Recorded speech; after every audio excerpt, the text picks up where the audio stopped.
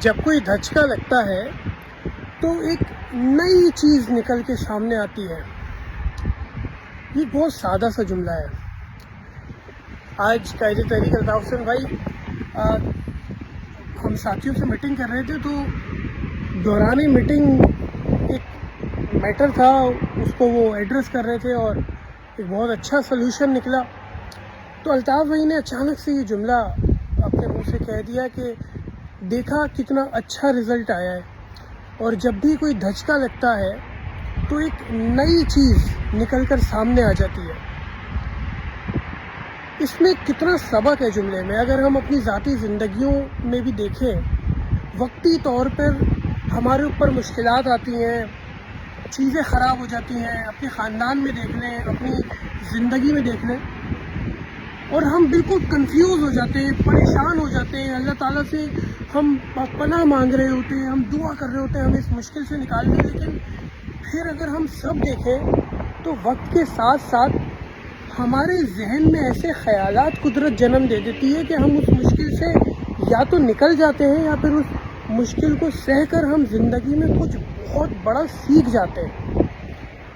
جب کوئی دھچکا لگتا ہے، ایک نئی چیز نکل کر سامنے آتی ہے. الطاف کا ایک اور قول ہے، الطاف کہتے ہیں خیالات سے خیالات جنم لیتے ہیں، بہادری سے بہادری جنم لیتی ہے، بزدلی سے بزدلی جنم لیتی ہے.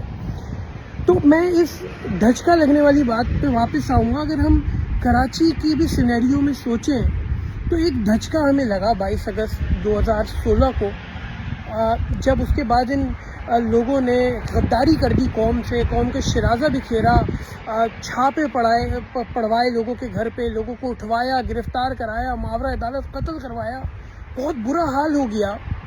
کسی نے سوچا تھا اس دھچکے سے پہلے کہ فاروق ستار جیسا آدمی اتنا بد کردار، بد دیانت، بد خاندان نکلے گا؟ کمالو جیسا آدمی جس کی زندگی الطاف بھائی نے بنا دی، وہ اتنا بد کردار نکلے گا؟ انیس قائم خانی خالد مقبول صدیقی پارٹی پہ قبضہ کر کے بیٹھ جائے گا جس کو الطاف بھائی نے نوازا. کسی نے سوچا تھا یہ سب اپنے قائد کو تنہا کر دیں گے، قوم کا سودا کر دیں گے؟ لیکن یہ دھچکا لگنے کے بعد آج ہم سب کے سامنے آپ یہ دیکھیں سب ایکسپوز ہو گئے. آج قوم کا بچہ جو ان سے امید نہ لگاتا تھا غداری کی، آج وہ دیکھ کر یہ جان گیا کہ اچھا یہ ہماری اپنی آستینوں میں سانپ بیٹھے ہوئے تھے. تو جب کوئی دھچکا لگا تو قوم کو ایک بہت بڑا منظرنامہ بالکل صاف ہو گیا. تو دھچکے زندگی میں کبھی کبھار بہت ضروری بھی ہوتے ہیں. آج ہماری قوم کی سمت ایک ہے، ان کو پتہ ہے کہ ہمارے قائد، اچھا بچپن میں ہم نے ہمیشہ سنا مہاجروں کے ساتھ غداری، مہاجروں کے ساتھ ناانصافی ہو رہی ہے، ظلم ہو رہا ہے، تعصب ہے. ہمارے بڑوں نے ہمیں بتایا، ہم بڑے ہوئے تو ہم نے کہا بھائی پتہ نہیں یہ سب باتیں کرتے ہیں ہماری ہو رہا ہے نہیں ہو رہا، ہم بڑے اوپن مائنڈیڈ. اس دھچکے کو لگنے کے بعد ہمیں سمجھ آئی کہ ہماری تو پوری قوم کے دشمن بھرے پڑے ہیں. ہمارے تو اتحاد کو توڑنے کے لیے بڑی بڑی طاقتیں متحرک ہیں.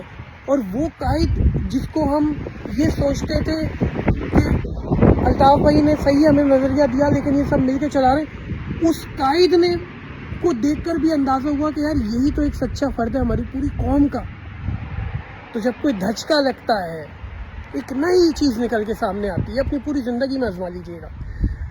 الطاف بھائی کی یہ تعلیمات میں کوشش کرتا ہوں کہ آپ لوگوں سے شیئر کروں.